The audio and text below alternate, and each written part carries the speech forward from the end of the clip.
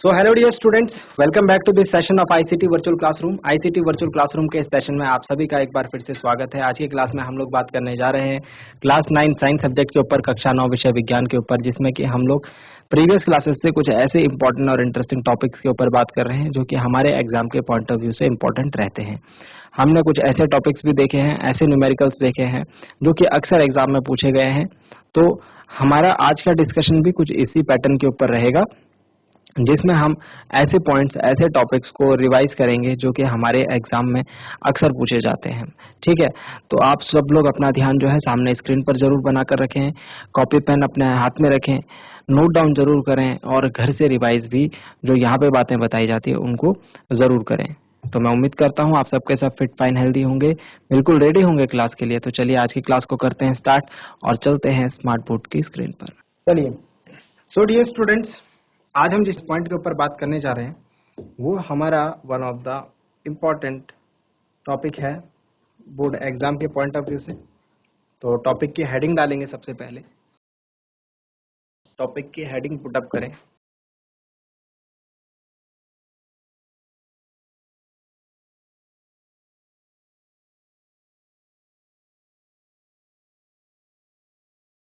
हम बात कर रहे हैं साउंड की। किसकी बात कर रहे हैं हम? ध्वनि की। नोट डाउन करें, हम आज बात करेंगे साउंड टॉपिक के ऊपर, ध्वनि के ऊपर। चैप्टर 12 है आपकी बुक का, ठीक है, और इम्पोर्टेंट चैप्टर है। यहाँ से क्वेश्चन जो हैं पूछे जाते रहे हैं पिछले काफी टाइम से, और हो सकता है आपके पास भी इस साल पूछे जाए, है ना। चलिए, तो एक क्वेश्चन है यहाँ पर। इसके जिस टॉपिक हम लोग न्यूमेरिकल्स करेंगे इसके आज, ठीक है।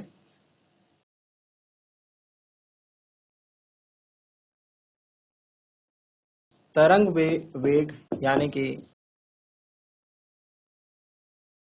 वेव वेलोसिटी के बारे में बात हम करते हैं। तरंग वेग क्या होता है, वेव वेलोसिटी क्या होता है? वेग को तो आप सभी जानते हैं, वेलोसिटी को सभी जानते हैं।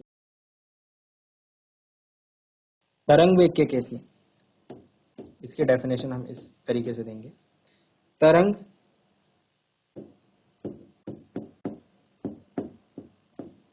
के किसी बिंदु जैसे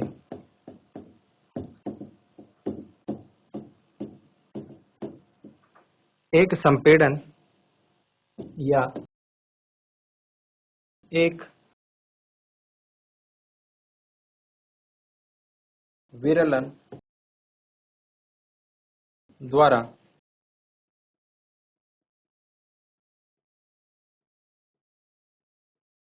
एकांक समय में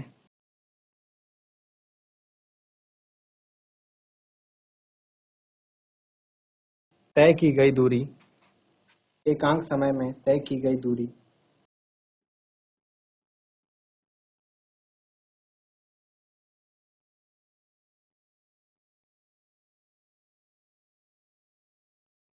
तरंग वेग कहलाती है। तरंग वेग कहलाती है। तरंग के किसी बिंदु जैसे एक संपीड़न या एक विरलन, इसको ब्रैकेट में लिखेंगे, द्वारा एकांक समय में तय की गई दूरी तरंग वेग कहलाती है। मतलब हम जानते हैं कि जो वेव होती है, हमारी साउंड वेव होती है, उसमें हमको संपीड़न और विरलन यानी कंप्रेशन और रेयरफैक्शन हमको देखने को मिलते हैं। तो एक संपीड़न एकांक यूनिट टाइम में कितनी डिस्टेंस ट्रेवल कर लेता है, या फिर सेम चीज रेयरफैक्शन के लिए, तो एक यूनिट टाइम में कितनी डिस्टेंस वो ट्रैवल कर लेता है, वही डेफिनेशन आपको कुछ हद तक जो है वेग के कॉन्सेप्ट जो है, वेलोसिटी का जो कॉन्सेप्ट है जो हमारा मैकेनिक्स में चलता है, उससे कुछ रिलेटेड आपको लग रही होगी। तो सिमिलर कॉन्सेप्ट है एक तरीके से, ठीक है। यहाँ पर वेग की बात कर ली गई है। हम कह सकते हैं वेग बराबर दूरी बटे समय, velocity is equal to distance upon time, right. और ये दूरी क्या होगी, ध्यान दीजिए, एकांक समय में एक रेयरफैक्शन द्वारा जो चली गई दूरी होती है वो हम लैम्डा से शो करते हैं, वेवलेंथ जो कि तरंगदैर्ध्य होती है, ठीक है, अपॉन टी। और इसको मैं ऐसे भी लिख सकता हूं, lambda into 1 upon T, right. Lambda into 1/t। अब आप जानते हैं 1/, आवर्तकाल 1/t मतलब 1/, आवर्तकाल, इसको हम आवृत्ति लिखते हैं, तो ये फॉर्मूला एक और बन जाएगा lambda into new, that is frequency. तो ये सारे क्या हैं, ये सारे फॉर्मूलाज हैं किसके रिलेटेड, इस वेव वेलोसिटी के रिलेटेड। ठीक है, इसको नोट डाउन करें और फिर हम इस पर क्या करते हैं, न्यूमेरिकल्स करते हैं। टी जानते हैं आप, टी क्या होता है, आवर्तकाल होता है, टाइम पीरियड, और न्यू क्या होती है, न्यू फ्रीक्वेंसी होती है। ठीक, नोट डाउन करें फॉर्मूलाज को, ये फॉर्मूला, ये फॉर्मूला और ये फॉर्मूला, ये तीन अलग अलग फॉर्मूलाज हैं।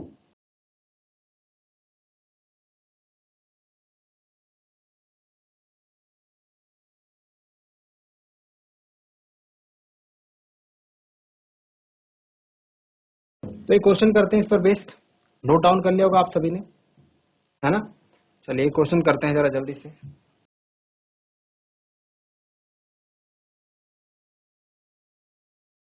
क्वेश्चन कुछ इस प्रकार है,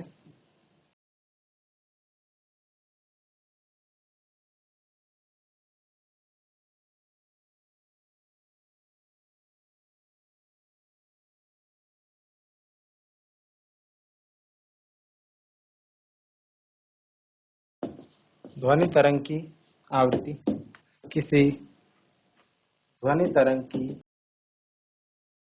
आवृत्ति, किसी ध्वनि तरंग की आवृत्ति 2 किलोहर्ट्ज, 2 किलोहर्ट्ज और उसकी और उसकी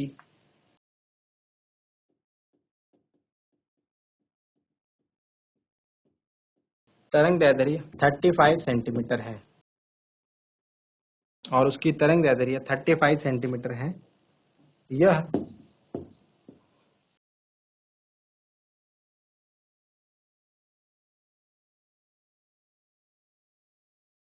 1.5 किलोमीटर चलने में 1.5 किलोमीटर दूरी चलने में कितना समय लेगी, कितना समय लेगी, दिस इज द क्वेश्चन। अब इसके सॉल्यूशन के ऊपर जाते हैं। क्वेश्चन हमें एक दो बार अच्छे तरीके से पढ़ लेना है। चलिए क्वेश्चन एक बार रीड करते हैं। किसी ध्वनि तरंग की आवृत्ति 2 किलोहर्ट्ज है, उसकी तरंग दैर्ध्य 35 सेंटीमीटर है और 1.5 किलोमीटर चलने में कितना समय लेगी। ठीक, तो हमें आवृत्ति दी हुई है, यानी कि फ्रीक्वेंसी, आवृत्ति न्यू, फ्रीक्वेंसी हमें दी हुई है कितना, 2 किलोहर्ट्ज। किलोहर्ट्ज बोले तो 2000 हर्ट्ज, एक किलो हर्ट्ज में 1000 हर्ट्ज होते हैं, दो हैं तो 2000 होंगे, 2000 हर्ट्ज। ठीक है, इसके बाद हमको क्या दिया हुआ है, तरंग दैर्ध्य दी हुई है 35 सेंटीमीटर की। इससे रिप्रेजेंट करते हैं भाई, लैम्डा से कितना है 35 सेंटीमीटर। 35 सेंटीमीटर को अगर हम मीटर में कन्वर्ट करेंगे तो 0.35 मीटर। ठीक है, 0.35 मीटर। ओके, अब बात करते हैं इसके फर्दर सॉल्यूशन की। हमको क्या पूछा गया है, कितना समय लेगी। अब हमसे टाइम पूछा गया है 1.5 किलोमीटर चलने के लिए। तो पहले हम इसका वेलोसिटी फाइंड आउट करते हैं कि भाई इसकी स्पीड क्या है, और फिर उस हिसाब से निकालेंगे कि 1.5 किलोमीटर ये कितना टाइम लगा लेगी, है ना। पहले हमको इसका वेग निकालना चाहिए, तो हम लिखेंगे since v is equal to lambda into nu. अभी अभी फॉर्मूला बनाया था पीछे, ये देख लीजिए। ठीक है, v is equal to lambda into nu. ठीक है, तो सारे फॉर्मूलाज v के लिए हैं। तो यहाँ से हमको पता लगता है v is equal to lambda की वैल्यू कितनी है भाई 0.35 और न्यू की वैल्यू कितनी है 2000। तो v will be equal to 35 to 70 and ये आएगा 700 मीटर पर सेकेंड, राइट। ये आएगा 700 मीटर पर सेकेंड। नोट डाउन करें इस बात को।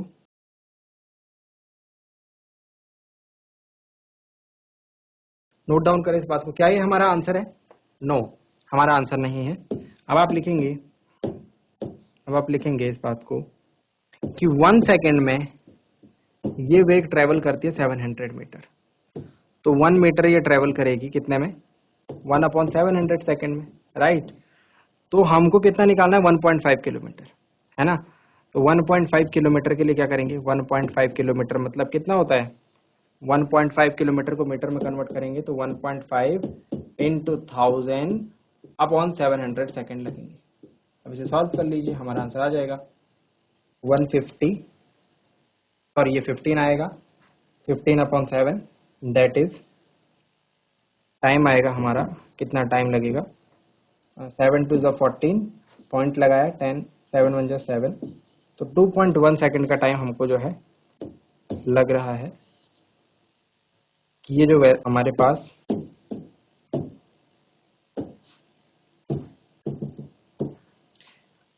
जो वेव है ये 1.5 किलोमीटर चलने में 2.1 सेकेंड का टाइम लगाएगी। चलिए जल्दी से नोट डाउन करें इसे, ये हमारा आंसर है।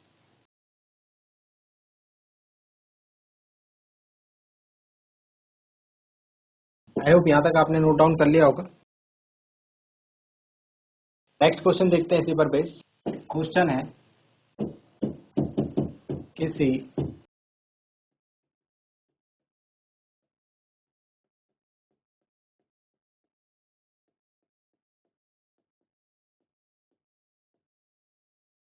किसी दिए हुए माध्यम में किसी दिए हुए माध्यम में एक ध्वनि तरंग की आवृत्ति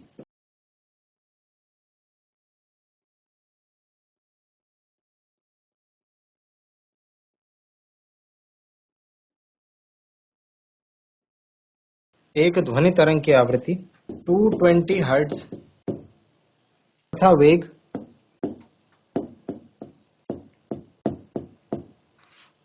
440 मीटर पर सेकंड है।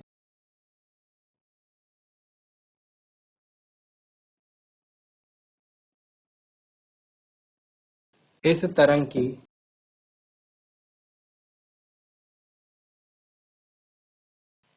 दैर्ध्य की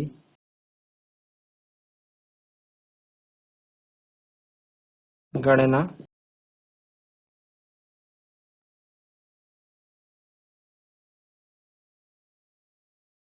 चलिए क्वेश्चन आपने पढ़ा। क्वेश्चन में क्या है, किसी दिए हुए माध्यम में एक ध्वनि तरंग की आवृत्ति 220 हर्ट्ज तथा वेग 440 मीटर प्रति सेकंड है। इस तरंग की तरंग दैर्ध्य की गणना करनी है आपको। हमें आवृत्ति दिया हुआ है और वेग दिया हुआ है। क्वेश्चन में जो जो डेटा है फटाफट से नोट डाउन करेंगे। हमें दिया हुआ है तरंग की आवृत्ति,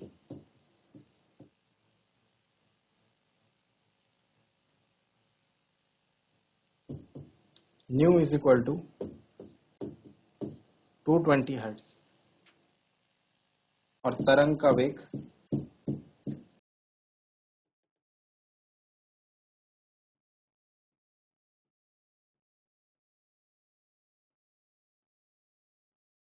v is equal to 440 metre पर सेकेंड। हमें निकालना क्या है, तरंग की तरंग दैर्ध्य, lambda is equal to question mark. तो आप निकालेंगे, सिंस हम जानते हैं v is equal to lambda into nu होता है ना। तो यहाँ से अगर हमको लैम्डा निकालना हुआ तो लैम्डा इज इक्वल टू क्या लिखेंगे, v अपॉन न्यू, राइट। सो v की वैल्यू रख दें, कितना है 440 मीटर पर सेकेंड। अच्छा एक और चीज़ ज़रा ध्यान रखें यहाँ पर, अभी तो हमारे पास जो डेटा है उनके मात्रक जो है बिल्कुल फिट है ना।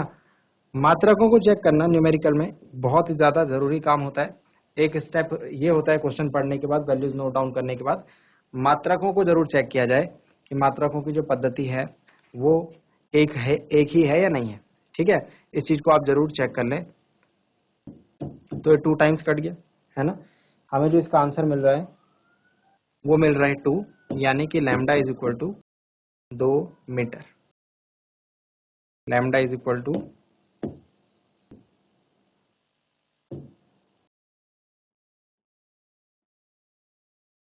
नोट डाउन करें इसे।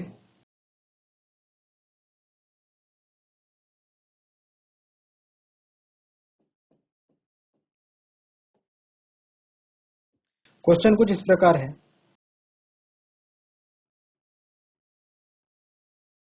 किसी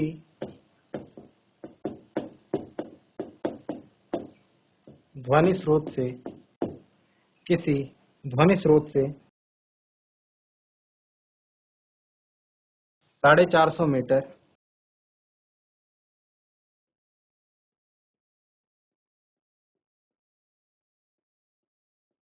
दूरी पर बैठा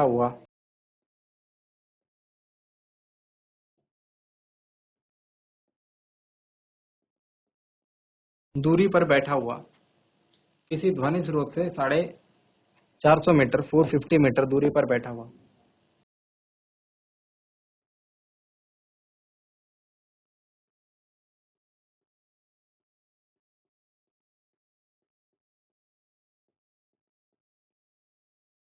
दूरी पर बैठा हुआ कोई मनुष्य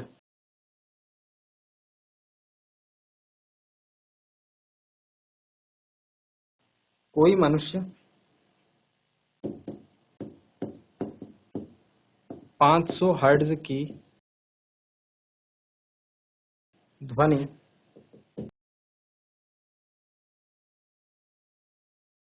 सुनता है। ठीक है, स्रोत से मनुष्य के पास तक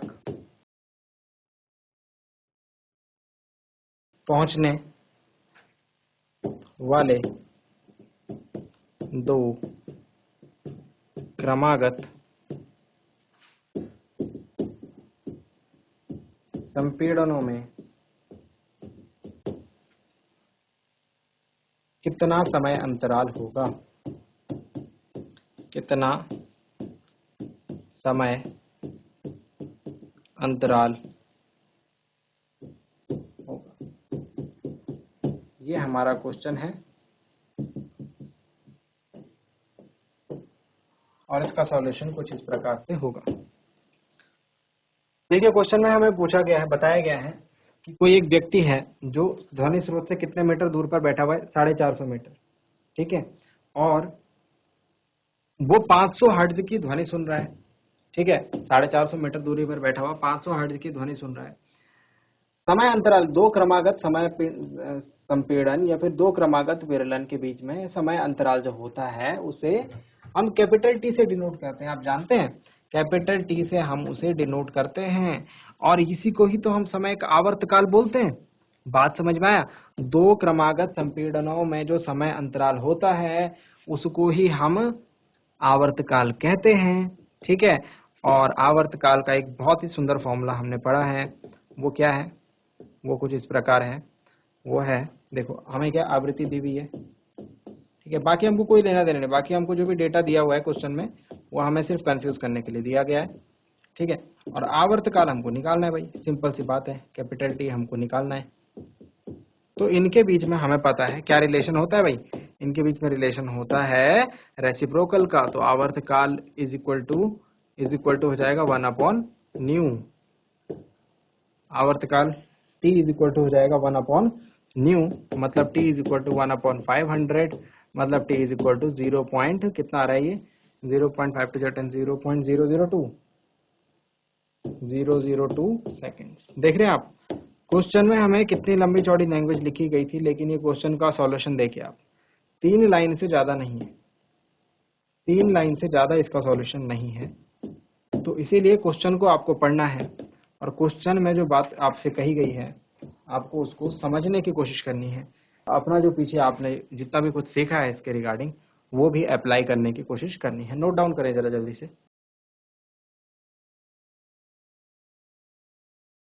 सो आई होप आपको जो बातें बताई गई हैं वो आपकी समझ में आई होंगे, आपको इंटरेस्टिंग लगी होंगे और आपने साथ ही साथ उनको नोट डाउन भी किया होगा।